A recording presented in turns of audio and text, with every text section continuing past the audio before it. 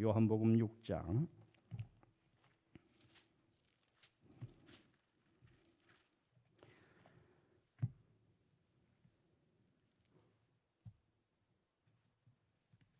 요한복음 6장 죄송합니다. 주벌이 좀 잘못 나왔 22절부터 59절까지 22절부터 59절까지 이 장면은 어떤 장면이냐면 예수님이 오병이어 기적을 행하신 이후에 풍랑을 만나고 나서 가버나움 회당에서 하신 말씀입니다.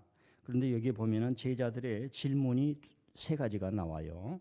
그리고 예수님이 구체적으로 한 두 가지로 인해서 쭉 길게 답을 하십니다. 뭐가 질문이고 뭐가 답인지를 보시고 세 번째로는 내가 살리리라, 내가 영생을 주리라, 이 말이 7번이 나옵니다. 그래서 그걸 보고 읽으시면 이 글의 내용이 들어올 수가 있습니다. 그런 의미를 가지고 22절부터 제가 있습니다.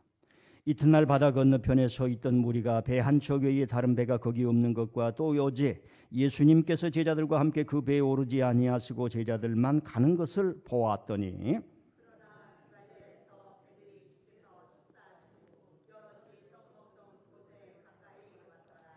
무리가 거기에 예수도 안 계시고 제자들도 없음을 보고 곧 배들을 타고 예수님을 찾으러 가버나움으로 가서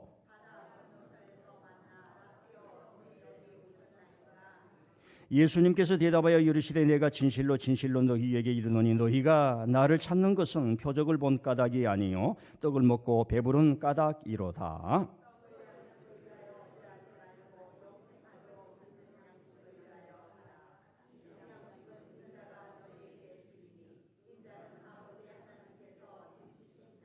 그들이 묻되 우리가 어떻게 하여야 하나님의 일을 하오리까?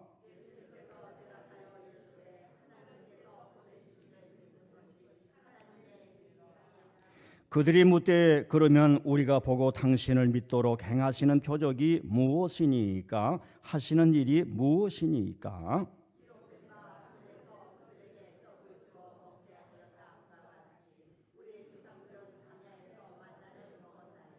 예수님께서 이르시되 내가 진실로 진실로 너희에게 이르노니 모세가 너희에게 하늘로부터 떡을 준 것이 아니라 내 아버지께서 너희에게 하늘로부터 참떡을 주시나니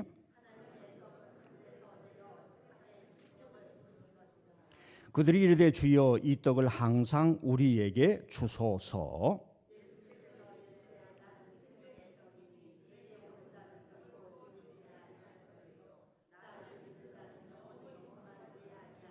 그러나 내가 너희에게 이르기를 너희는 나를 보고도 믿지 아니하는도다 하였느니라.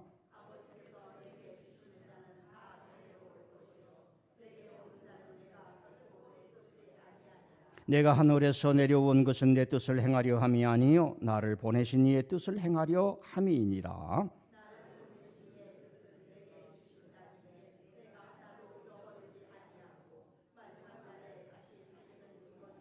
내 아버지의 뜻은 아들을 보고 믿는 자마다 영생을 얻는 이것이니 마지막 날에 내가 이를 다시 살리리라 하시니라.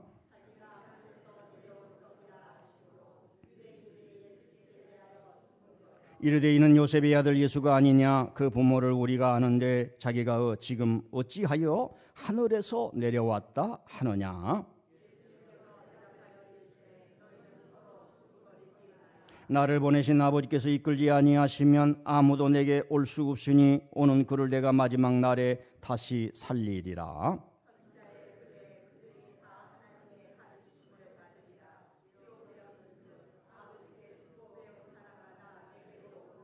이는 아버지를 본 자가 있다는 것이 아니니라 오직 하나님께서에게서 온 자만 아버지를 보았느니라.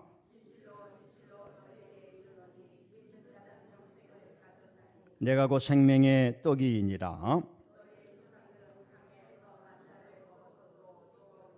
이는 하늘에서 내려오는 떡이니 사람으로 하여금 먹고 죽지 아니하게 하는 것이니라.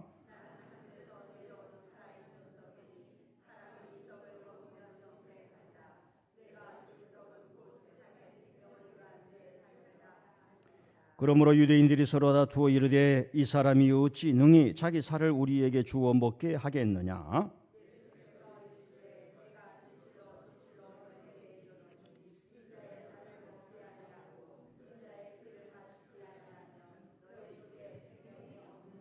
또 살을 먹고 내 피를 마시는 자는 영생을 가졌고 마지막 날에 내가 그를 다시 살리리라. 내 살을 먹고 내 피를 마시는 자는 내 안에 거하고 나도 그의 안에 거하나니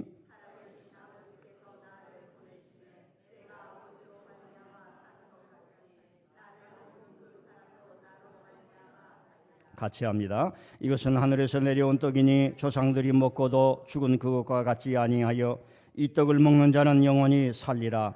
이 말씀은 예수님께서 가버나움 회당에서 가르치실 때에 하셨느니라. 아멘. 사랑하는 성도 여러분, 한 주간 잘 지내셨지요? 우리가 매번 뉴스를 보면은, 외국에서 온 뉴스를 보면은 매일마다 관이 지나가고, 그리고 브라질 같은 곳에는 대통령이 잘못해서 수많은 사람이 죽어가니까 땅을 미리 파놓고 환자, 죽은 자를 기다리는 그런 사진을 보면서 이 세상이 돌아가는 현실을 우리는 바라보면서 때로는 희한하게, 때로는 어렵게, 때로는 고통을 당하면서 우리는 어떻게 해야 되는가 이런 생각을 많이 하면서 또 계속 보내고 있습니다.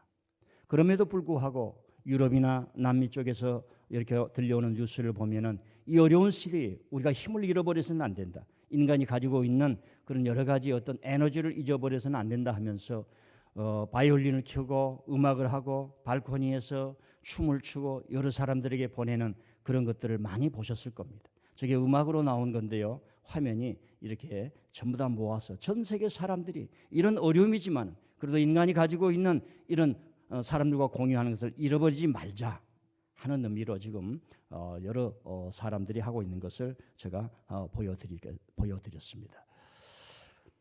저는 이런 시기를 지나면서 우리 성도들에게 이런 묵상을 해봤습니다. 야, 우리가 쉽게 예배를 드리지 못하는 기간을 지나고 있는데 예배를 드린다는 것이 하나님을 찾는다는 것이 진리를 붙들고 살아간다는 것이 이렇게 귀한 것이구나 모두가 다 느끼지 않을까 생각합니다. 산소가 없고 미세먼지가 많은 곳에 가보면은 깨끗하고 초원이 있고 어렸을 때 공해가 없었던 그곳에서 숨쉬고 살았던 것이 얼마나 좋았던 것인가를 알 수 있듯이 이 시기를 지나면서 여러분들이 각자의 위치에 있지만은 하나님의 전에 나가 마음껏 내 마음을 토로하면서 구원의 그 감격을 가지고 찬양을 하고 예배를 드리면서 나의 삶에 하나님 은혜를 부어 주시옵소서 하면서 살아간다는 것이 얼마나 소중한 것인가 여러분 마음속에 다 있으리라 믿습니다.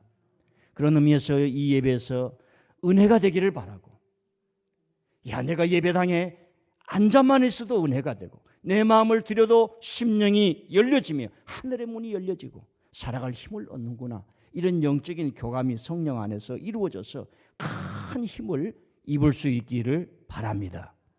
오늘 제가 보여드린 이 영상은 찬양이 끝났습니다마는 끝까지 보여줬던 것은 그 교회는 그냥 노래를 하는 것이 아니 전 성도들이 일체가 되어서 완전히 하나님 앞에 온 마음을 열고 성령 안에 살기를 원합니다.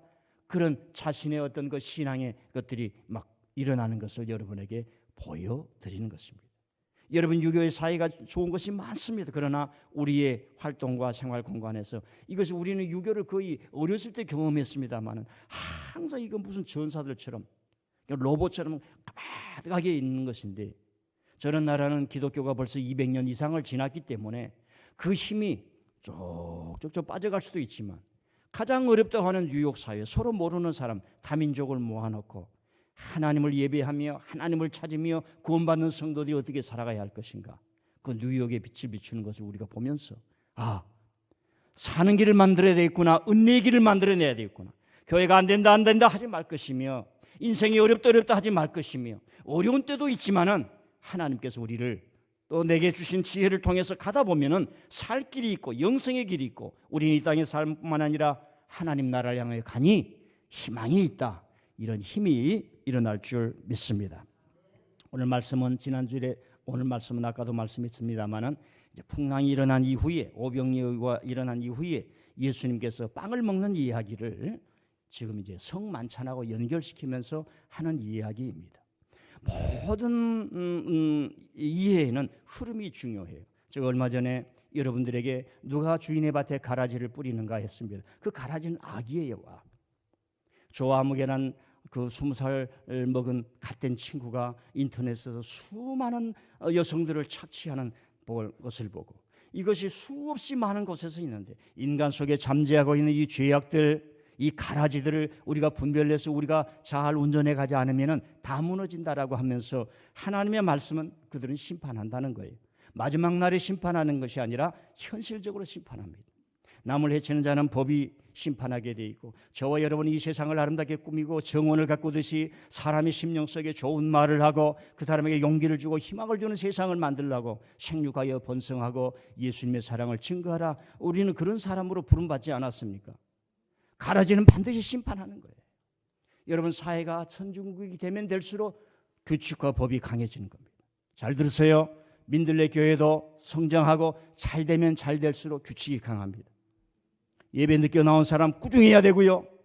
제대로 하는 사람 꾸중해야 되고요. 선진국이 될수록 규칙과 법이 강합니다. 왜? 모든 사람이 주인 되려고 하는 그 원초적인 죄가 있기 때문에 그렇습니다.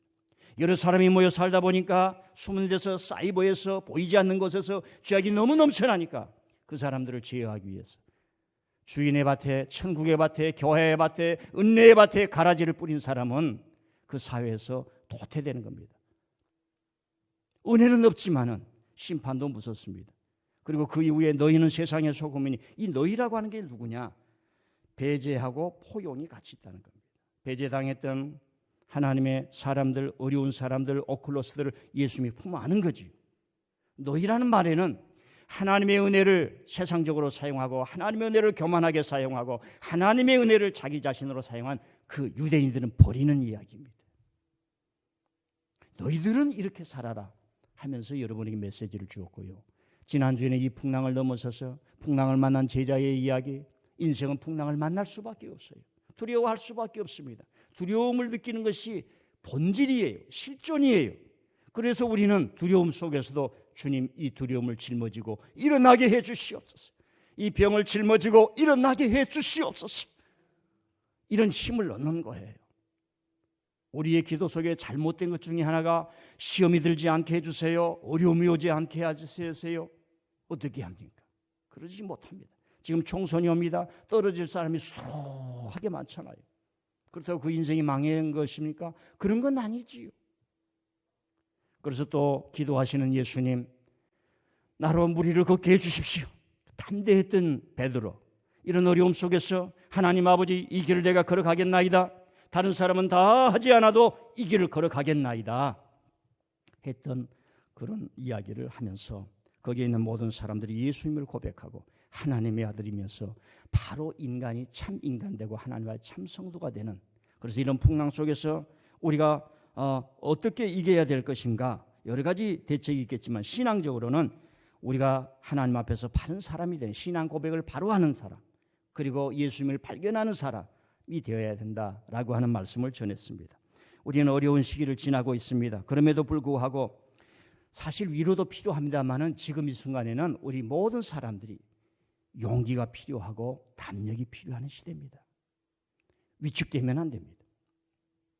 어떤 형편에서 내가 어떤 현실로 살아가든지 여러분 속에 하나님께서 풍랑 위로 걸어갈 수 있고 풍랑을 만나도 주님을 손잡고 갈 수 있는 그런 담력과 용기를 하나님께서 주실 수 있기를 바랍니다. 오늘 말씀은 좀 길어요. 그래서 이걸 정리하기가 어렵습니다.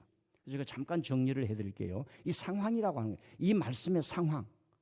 저와 여러분은 이런 어려운 시대, 코비드-19이 있는 이런 어려운 시대에 예배를 드리지 않습니까? 10년, 20년 이후에 보세요. 제가 지금 사진을 눈에 찍고 있어요. 아, 그때 집사님이 계셨지. 그럼 우리는 공감을 할 수 있지 않습니까? 그때 나와서 마스크를 써줬는데 2분의 1만 보인 얼굴. 제가 마스크를 쓰는 모습을 보고 아, 하나님이 나의 얼굴을 구하라. 하나님은 얼굴이 없거든요. 그런데 사람의 얼굴에는 희노애락이 다 나타나는 거예요. 슬픔과 기쁨과 즐거움 모든 것이 나타나야 서로가 통하는 거예요. 내 얼굴을 구하라. 하나님이 이렇게 말씀하시는 의미를 조금 볼 수가 있어요.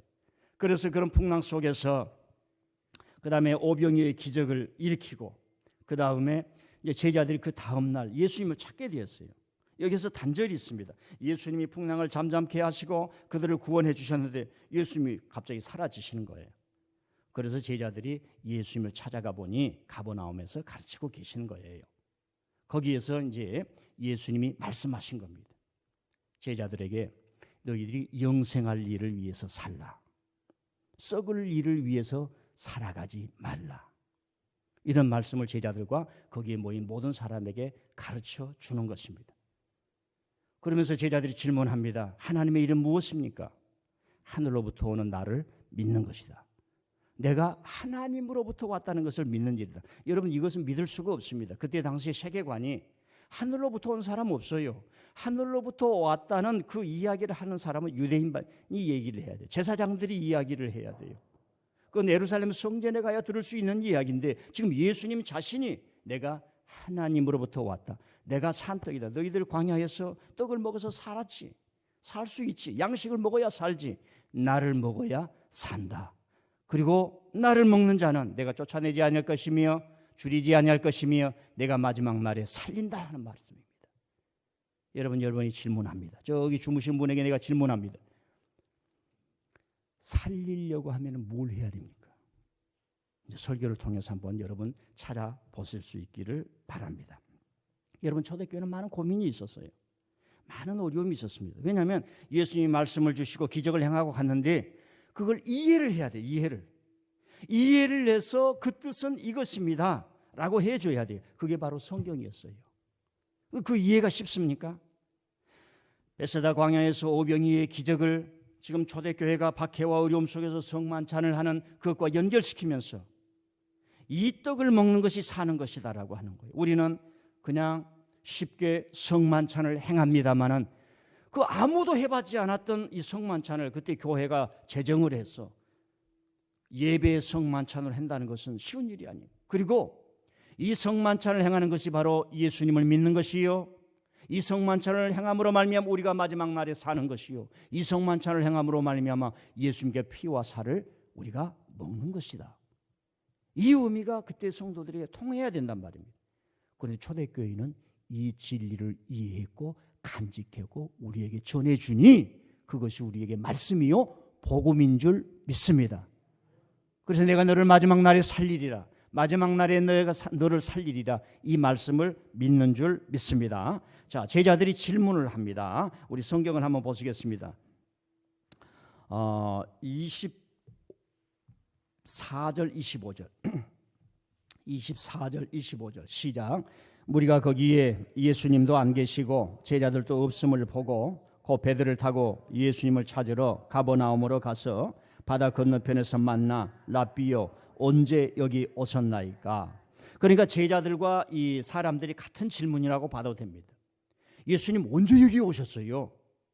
예수님을 찾았다는 얘기입니다. 그래서 예수님이 답이 그래요. 예수님이 답이 너희들이 표적을 본 까닭이 아니요 먹고 배부른 까닭이라, 이런 말씀을 합니다. 자, 여기서 자세히 설명한 걸 넘어서서 메시지를 바로 전합니다. 하나님이 우리를 찾으라고, 사람은 영혼에 대한 관심이 있습니다. 영적인 것에 대한 관심이 있습니다. 내 죽음 이후에는 무엇이 있을까? 관심을 갖게 됩니다. 그래서 학교에 가면 철학을 배우는데 거기 철학 속에는 죽음을 이야기하고요. 그리고 수많은 의사들이 병치료법도 얘기하지만은 사람의 죽음의 문제를 얘기를 하는 겁니다. 자, 예수님을 믿는 사람은 예수님을 찾아가는 거예요. 너희는 나를 찾으라 이 말이에요. 너희는 나를 만날 만한 때에 나를 만나라. 하나님께서 여러분에게 혹심을 주시고 믿음의 동기를 부어주셔서 야, 나는 저분을 만나야 해, 저분을 만나야 해, 저분을 찾아가야 해, 그런 마음이 막 일어날 수 있기를 바랍니다. 그런데 예수님 안 보이셔요. 예수님 부활하셨어요. 여러분, 예수님을 찾는다는 것은 교회에 오셔서 말씀을 찾는다는 의미예요. 예배 속에서 하나님을 구한다는 의미입니다. 예배 속에서 하나님을 갈망한다는 의미입니다. 자, 두 번째로 제자들이 질문을 합니다. 28절 보십시오. 28절 말씀 시작.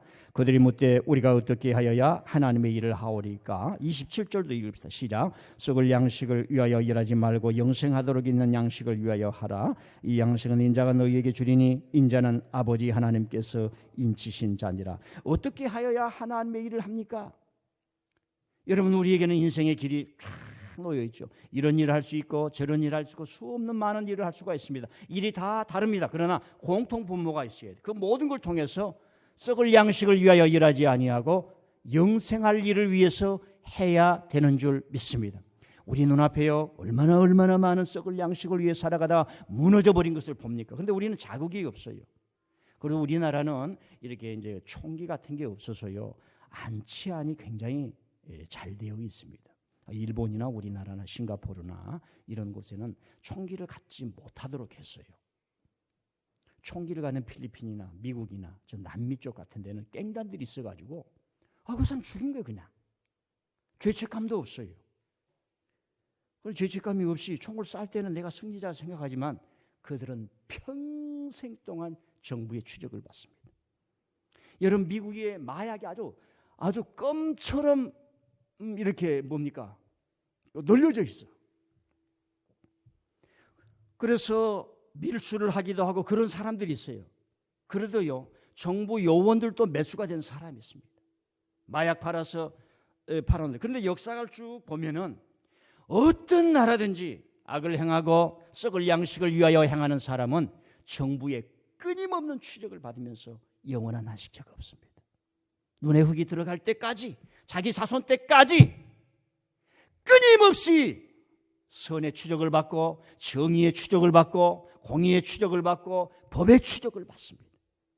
그런데 문제는 저와 여러분의 심령에 찾아오는 이 악을 이겨낼 힘이 저와 여러분 거의 없어요. 왜?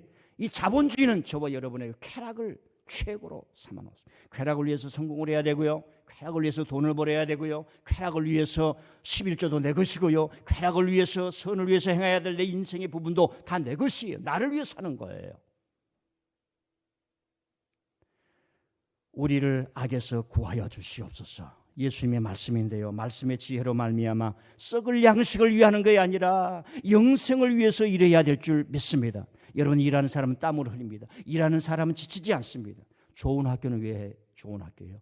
어려운 문제를, 어려운 공부를 계속해 나가는 거예요. 학교에서 선생님은요, 열심히 하면요 다 가르쳐주고 싶은 거예요. 이 아이가 참 훌륭하게 되겠구나. 여기 사장님들 계시지요? 열심히 일하는 사원을 보면 내 자식이 아니라 저 사람한테 물려줘야 내가 일생 동안 피 흘리고 땀을 흘려서 이런 사업을 이루었는데 이것이 없어지지 아니하겠구나. 사람은 역사의 기록물입니다. 오늘의 시간이 내일에 흘러가고 그것이 지혜가 되기를 바랍니다. 여러분, 우리 교인들은 다 그런 마음 있잖아요. 이 건물이 이건 시멘트 건물이 아니잖아요.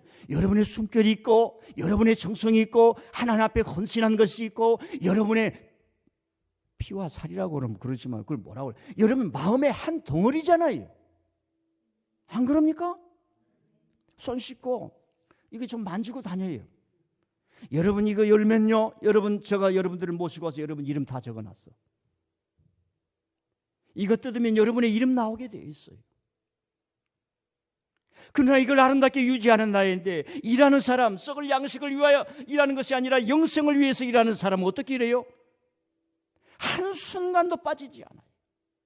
여러분, 안중근 의사는 이 도히로부미를 죽이고 리슨 감옥에 갇혔을 때에 그 1년 있었어요. 1년.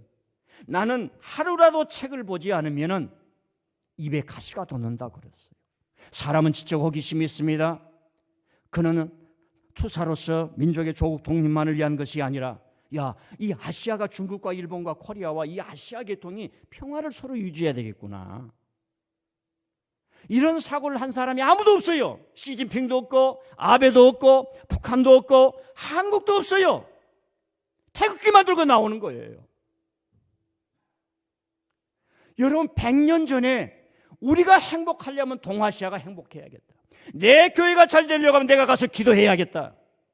하나님의 영생의 역사가 일어나려고 하면은 내가 이렇게 하면 안 되지 하는 마음이 여러분 속에 들끓기를 바랍니다. 예수님이 그런 마음으로 일하는 거예요. 여러분, 예수님이 그냥 기적을 일으킵니까? 그냥 공짜입니까? 프리, 무료입니까? 자기 생명을 바쳐서 하는 거예요.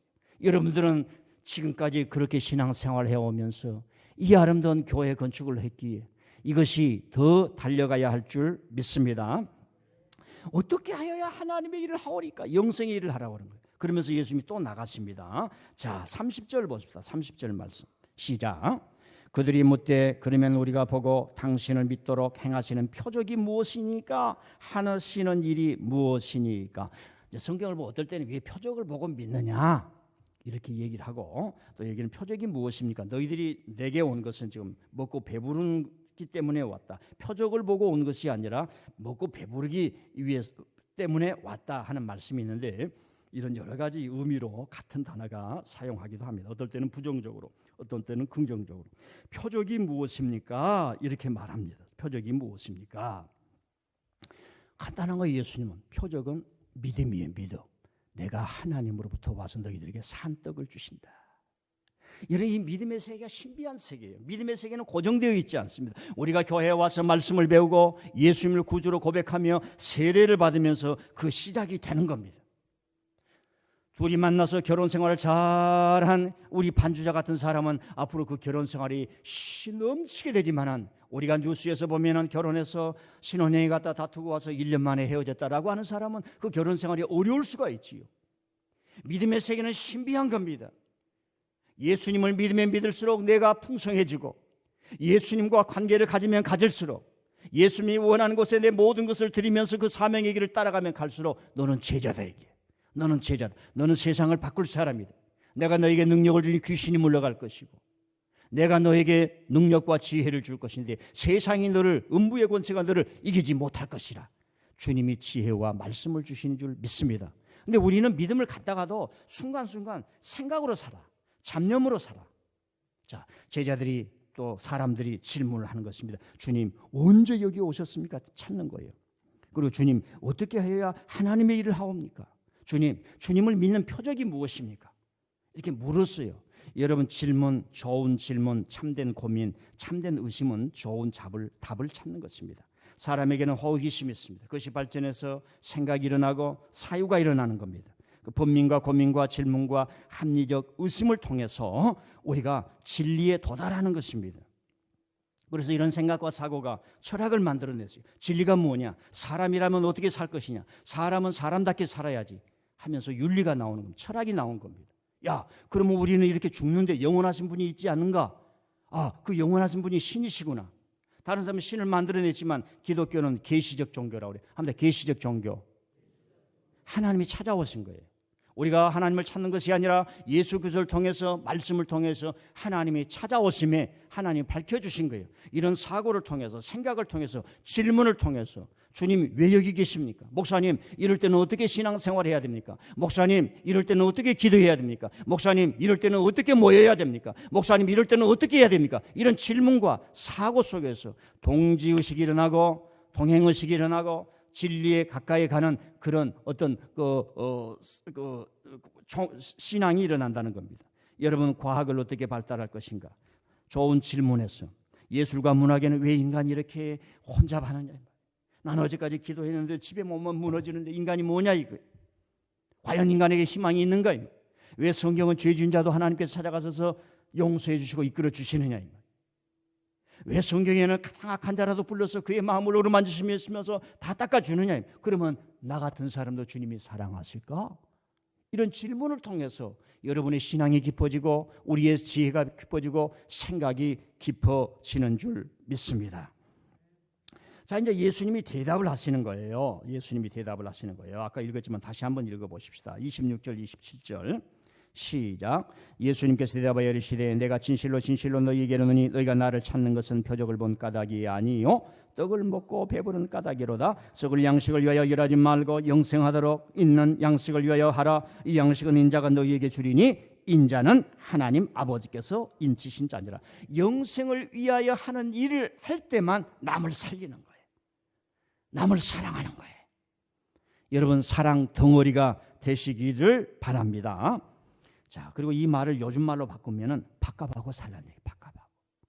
주님의 은혜를 마시고 오병이의 기적을 먹고 내가 주는 말씀을 막음에 유대인들이 거짓이고, 이걸 분별하잖아요. 미국이라는 나라가 얼마나 훌륭한 나라입니까? 그럼에도 그 대통령은 저 사람은 좀 우리가 생각하기에 이 가짜에 가깝지 않냐, 뻥뻥 소리만 치고. 그러니까 나 사람들이 하루에 1000명씩 죽어가지, 이게 보이지 않습니까? 영생을 위해서 일할 때에 거짓이 보이는 거예요. 어둠이 보이는 거예요. 제가 너무 부족해. 너무 부족해. 그래서 내가 항상 질문한 게, 사심으로 하냐, 하나님의 종으로서 일을 하냐. 너가 너것을 아끼면서 하느냐, 너것을 희생하고 헌신하면서 목회를 하느냐. 가끔 물어요. 왜 묻지 않으면은 나도 인간의 욕심으로 가득 찰 수밖에 없어요. 그런데 다행히 우리 자식들이 이제 다 컸지요. 대학을 졸업했지요. 대학 졸업할 때까지 얼마나 어려울 수 있습니까, 아버지로. 그래도 내가 남에게 나쁜 말로 구걸해 보지 않았고요. 자식들을 살리기 위해서, 아직까지는, 앞으로는 어떻게 할지 모르겠어요. 하나님께서 그런 일이 없도록 이끌어 주시길 바라지만, 자식들이 다 학교 끝날 때까지 내가 나쁜 일을 해서 자원을 마련해 보지는 않았어요. 그리고 걔들이 미국에서 태어났을 때에 우리가 학생이 수입이 없어요. 지금은 어떤지 모르겠어요. 그때는 아이 우유를 국가에서 줬어요. 항상 생각할 때마다, 또 만날 때마다, 야, 너희들은 앞으로 잊지 말고 살아라는 얘기. 잊지 말고 살아라는 얘기. 뭐 월급쟁이니까 세금 떼먹을 일이 없겠지요. 가능하면 많이 잘 되어서 여러 사람을 돕는 일을 하고 살아라. 특별히 선교사님, 목사님을 잘 보필해라. 말은 하는데 아직도 철이 안 들어. 그래서 내가 30대를 되돌아봐. 이렇게 되돌아보면서 내가 우리 아버지한테 정말로 존경을 했던가, 철이 덜 들어가고 그러질 않았던 것 같아. 그래서 아이고, 니도 나 닮아서 그러는구나, 좀 기다려야지. 그러면서 제가 위로를 받고 기다리는 마음을 가지고 있습니다. 자, 예수님이 영생하는 일을 하라 그런 거. 두 번째 이제 답을 하는 거예요. 29절 33절. 29절 이하 시작. 예수님께서 내바여 이르시되 하나님께서 보내신 일을 믿는 것이 하나님의 일이니라 하시니, 그들이 묻되 그러면 우리가 보고 당신을 믿도록 행하시는 이 표적이 무엇이니까, 하시는 일이 무엇이니까? 기록된 바 하늘에서 그들에게 떡을 주어 먹게 하였다 함과 같이 우리 조상들은 광야에서 만나를 먹었나이다. 예수님께서 이르시되 내가 진실로 진실로 너희에게 이르노니 모세가 너희에게 하늘로부터 떡을 준 것이 아니라 내 아버지께서 너희에게 하늘로부터 탐떡을 주시나니 하나님의 떡은 하늘에서 내려 세상에 생명을 주는 것이니라. 드디어 떡 얘기가 나와요. 드디어 양식 얘기가 나와요. 오늘 설교가, 여러분들은 줄이지 않는 떡을 먹고 계십니까? 설교가 벌써, 아직 시간이 벌써 많이 갔기 때문에 이제 설교를 종반으로 해야 되는데, 하나님을 믿는 일이 생명의 떡을 먹는 일이에요. 예수님을 믿는 일이 하나님의 일을 하는 일이에요. 하나님의 일은 이 생명의 떡을 먹는 거예요. 예수님을 먹는다는 거예요. 이게 비유란 말입니다. 근데 이 비유를 제대로 비유해야 되는데, 신천지를 가면은 성경이 비유다, 여기까지는 맞아요. 성경이 모든 말씀이 거의가 비유예요. 복음서에는 거의 비유예요. 구약에도 그런 비유들이 많이 나와요. 그런데 이 비유의 뜻은 10만이니라, 이렇게 가는 거예요. 이 비유는 2만이다, 이렇게 가는 거예요. 성경은 비유로 많이 구성되어 있습니다. 자, 이 생명의 떡을 먹는 행위가 초대교회에서 성만찬인 거죠. 이 성만찬에 참여하는 것이 믿는 것이다. 그런데 초대교회는 거의 믿질 않았다니까요. 저거 어느 날 갑자기 이제 그럴 수는 없죠. 이 성만찬을 놔두고 무슨 쌀떡이라든가 뭘 가져왔다 합시다. 그리고 포도주 대신에 막걸리를 가져왔어. 그리고 우리 성찬하는 식 합시다. 그럼 여러분 믿어지겠어요? 있을 수도 없지요. 있을 수도 없는 예를 통했는데, 초대교회는 없던 성만찬을 할 때 주님을 믿지 않으니까 이거 먹을 수가 없어요. 자, 이제 결론이 그래요. 성만찬을 통해서 우리가 살아. 이 떡을 먹는 자는 내가 줄이지 않게 하실 것이며 마지막 날에 다시 살리리라. 주님의 떡을 먹는 자는 산다. 우리가 일용할 양식을 먹고 사는 것처럼 이 떡을 먹는 자, 이 예수님을 믿는 자, 하늘로부터 주님은 오시기 때문에 하나님을 믿는 저는 주님이 하신 말씀을 다 믿겠습니다, 이 말이에요. 오늘 성도들이 예수님을 안 믿어요. 교만만 높아가요. 제가 이 영상을 보여드린 것은 미국은 200년 이상이 됐어요. 조상들의 신앙의 힘이 다 빠지면서 매너리즘에 빠질 수 있어요. 그런데 일어나잖아요. 우리가 이 영상을 보면 하나님의 능력이 임하잖아요. 그의 옷을 벗고 마음을 열고 하나님의 성령이 우리를 이끌어 주시옵소서. 이 할렘과 미국의 그 브루클린 조그만 도시, 거기에서 사람들이 다 세상적으로 살아가도 여러분요, 이 뉴욕이라고 하는 게 동성애자들, 그리고 주인 없는 죽음들, 이 연고자가 없는 시신들이 가득가득 차인 것이. 가족이요, 인류학자가 가서 가족 구성을 연구를 해요. 100가지가 넘어요. 우리는 부부끼리가 살잖아요. 이걸 가정이라고 하는데 인류학자가 가서 조사를 해보니까 100종류가 넘는다 이 말입니다. 두 사람 사는 사람, 세 사람 사는 사람, 먼 사람, 이 가족의 구성 요소. 그런 데서 하나님으로 말미암아 일어난 교회도 있잖아요. 생명의 양식, 성령의 양식, 은혜의 양식이 저와 여러분의 심령을 채우시기를 바랍니다. 그래서 이 양식을, 이 성찬, 주님을 믿는 행위, 피와 살을 먹는 행위는 너가 산다는 거예요. 이 산다는 얘기가 7번이 나와요. 한번 읽어보겠습니다. 자, 읽어보겠습니다. 39절 보세요. 39절 말씀. 37절도 한번 읽어보시고요. 37절 말씀부터 먼저 읽어보십시다. 이것은 이제 예수님의 이 떡을 먹으면 어떻게 하는 건가 한 건데, 37절 시작. 아버지께서 내게 주시는 자는 다 내게로 올 것이요 내게 오는 자는 내가 결코 내쫓지 아니하리라. 좀 설명해야 돼. 주님이 내쫓지 않는다는 말이에요. 이 말은 그때 상황을 알아야 돼요. 그때는 예수님을 믿었던 사람은 실제적으로 동네에서 쫓겨났어요. 근데 우리는 이걸 쉽게 이해를 할 수 있습니다. 왜? 우리 어렸을 때 어머니들이 먼저 교회 가면은 다 쫓아냈잖아요.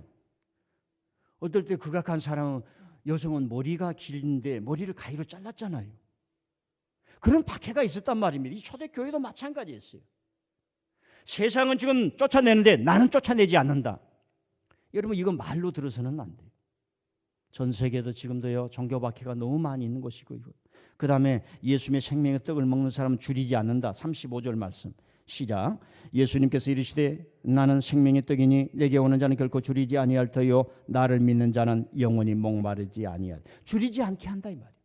예수님이 줄이지 않게 한다 이 말이에요. 한번 질문합시다. 예수를 믿는 사람 여러분 줄이지 않습니까? 나는요, 주님 앞에 불만이 너무 많아.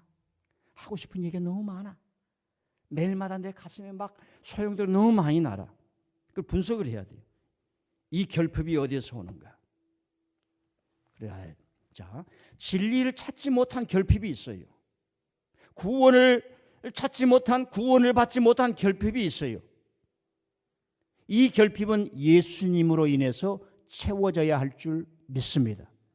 두 번째 결핍이 있어요. 이것은 자연스러운 현상이에요. 좋은 음식이 있으면 한번 먹고 싶고 싶은 이 사람이란 말입니다. 그래서 하나님 나라에서 하나님의 뜻을 행하게 하시기 위해서 너희는 소원을 두고 내게 구하라 그랬어요. 이 결핍입니다. 이 결핍. 하나님이 능력과 권능을 주시더라도 저와 여러분은 마스터가 될 수가 없어요. 슈퍼맨이 될 수가 없어요. 우리는 죄된 인간이고 죽어야 하고 병들고 그리고 연약한지만은 하나님의 능력이 나타나도록 도우시는 줄 믿습니다. 거기에서 오는 결핍이 있어요. 그런데 주님이 말하는 거예요. 이 떡을 먹으면, 나를 믿으면, 이 성만찬을 행하면 구원이 없는 그 결핍은 완전히 충족되리라. 여호와는 나의 목자시니 내게 부족함이 없으리로다. 그래서 현실에 어려운 것도 주님을 믿고 주님이 인도하실 줄 믿습니다. 내 믿음의 그릇을 채워주실 줄 믿습니다. 내가 종지기 믿으면 종지기를 채워줄 것이고, 내가 항아리 믿음이면 항아리를 채워주실 것이고, 우리 교회가 종지기 기도를 하면 종지기 기도를 응답하실 것이고, 이 항아리 기도를 하면 우리 교회를 항아리처럼 쓰실 줄 믿습니다.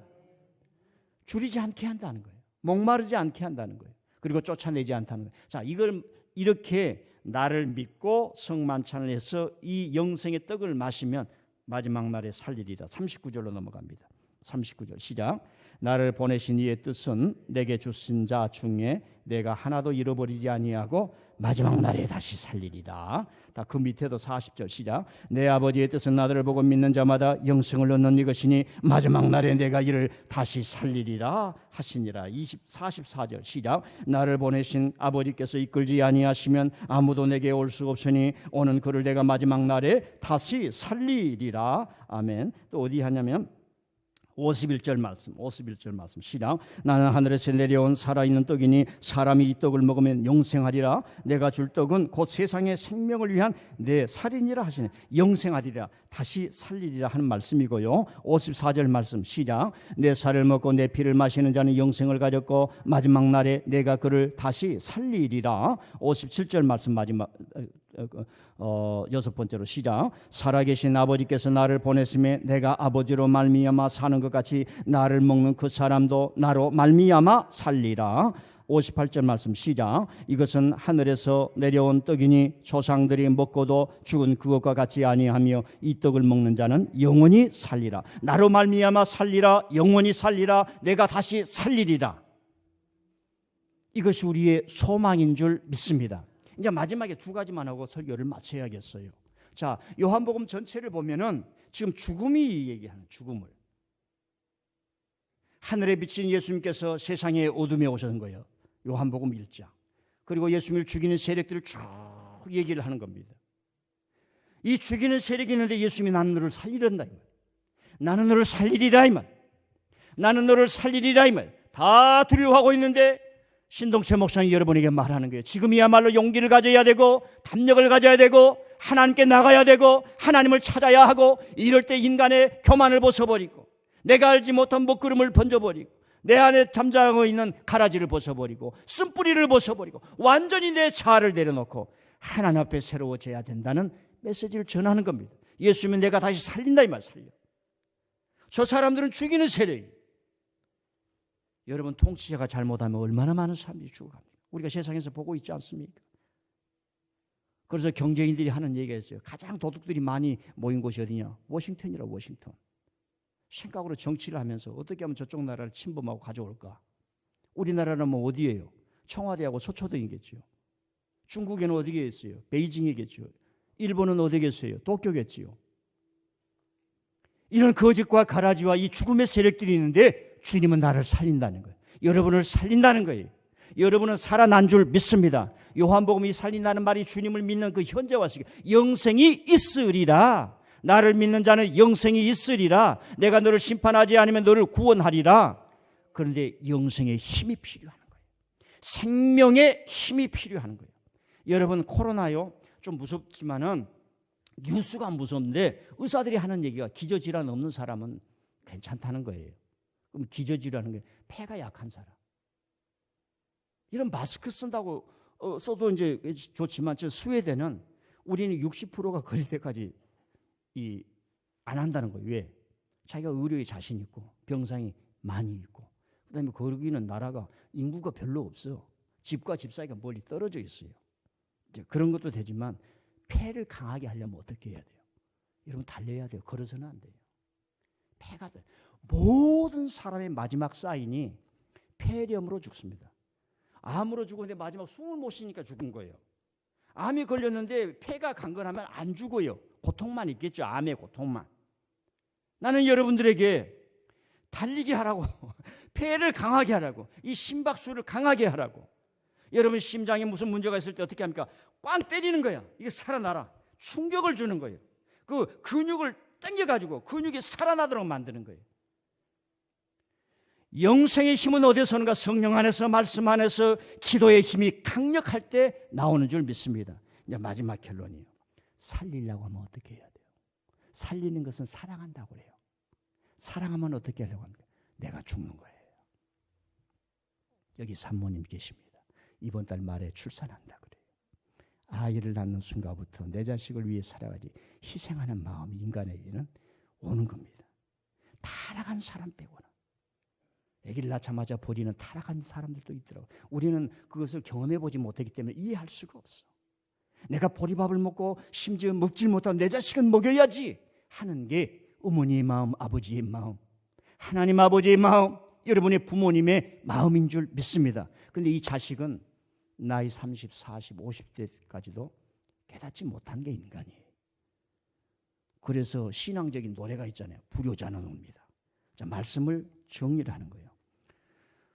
나를 믿는 일이 하나님의 일을 하는 것이고 내가 주는 생명의 떡을 먹으면 너희들이 살리는데 나는 너희들을 살린다 이거예요. 내가 너희들을 살리기 위해서 어떻게 했느냐 이 말. 나는 내 피와 살로 죽어서 너희들을 살린다. 이것이 은혜가 깨달아져야 돼. 이것이 넘쳐야 돼. 하나님 내가 유지되고 있는 것은 하나님 예수 그리스도의 보혈의 공로와 그분의 사랑하심이거든요. 하나님 내가 이 머리로 잘 안 깨닫게 해주세요. 한순간에 깨달아지면 이 요한복음 예수님이 떠난 이후에 50년이 지난 이후에 우리에게 그걸 이해를 해가지고 가르쳐 주는 거예요. 좀 늦더라도 포기는 하지 마세요. 주님 이 은혜가 깨닫게 해주세요. 아, 떡 먹는다는 게 그런 얘기구나. 떡 먹는다는 얘기, 생명의 떡 먹는다는 얘기. 생명의 떡으로 말미암아 내가 다시 살아나는데 이것이 바로 예수님이 나를 사랑하사 그분이 당신이 죽으시고 나를 살려주신 이구나. 어떤 친구분이 전화 한마디라도 잘 계십니까? 힘이 나듯이 주님 내가 오늘 무릎을 꿇습니다. 되돌아보면서 주님이 이렇게 나를 살려주셨군요. 살아갈 힘이 있는 줄 믿습니다. 이 신앙이 회복되는 줄 믿습니다. 하나님 아버지 요한복음 6장 주님은 생명의 떡이 되셔서 우리를 사랑하시고 그 생명의 떡은 주님의 몸과 피 죽으셨던 그 몸과 피 영생하도록 살리는 생명의 떡임을 저희를 들었습니다. 신앙에 이런 은혜가 있음을 믿고 깊은 그 뜻을 성령의 은혜 안에서 고난주간의 새벽 기도를 통해서 또 풍성해지기를 예수님의 이름으로 기도하옵나이다. 아멘. 우리 같이